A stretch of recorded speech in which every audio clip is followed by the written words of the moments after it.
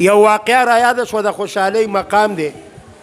یو سړي د سرو غاښ ایښی ملګري ته وایي چې راځه په تا باندې بازار کې چیس کما. څه در باندې څکمه؟ چی در باندې څکمه. نو چیواله ته آواز کوي چې او چیواله چی راوړه. نو چیواله ته د خپل او د ملګري ته د سرو غاښ ښودو. نو چیواله دا موټی داسې راونیولو او شاته ورته وکتل، نو هغه خو دوه غاښه ایښي وو.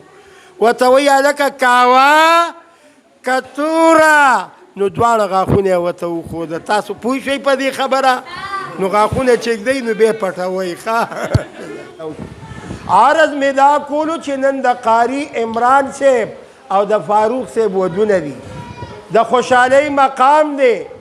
او په دې خوشحالۍ مقام کې زه د هغې نیکه بابا یم او زه رالم نو زما دقه وس و چې دا واقعه مې تاسو ته په دې دغه کې ریکارډ کړه.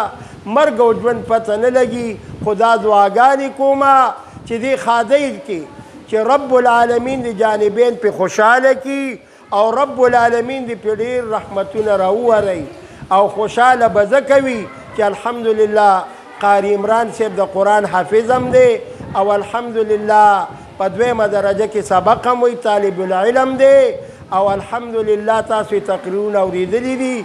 زه په دې هغه تقریرونه کوي ډېر په جوش او خروش سره. زه پې ډېر فخر کوم. ما ډېرو کسانو ته ویل چې بچیا دا زمان وسی دی، تاسو یې وګورئ، اواز ته وګورئ، جوش او خروش ته وګورئ، جذبې ته وګورئ. نو د دین جذبه دی الله پاک په هر چا کې پیدا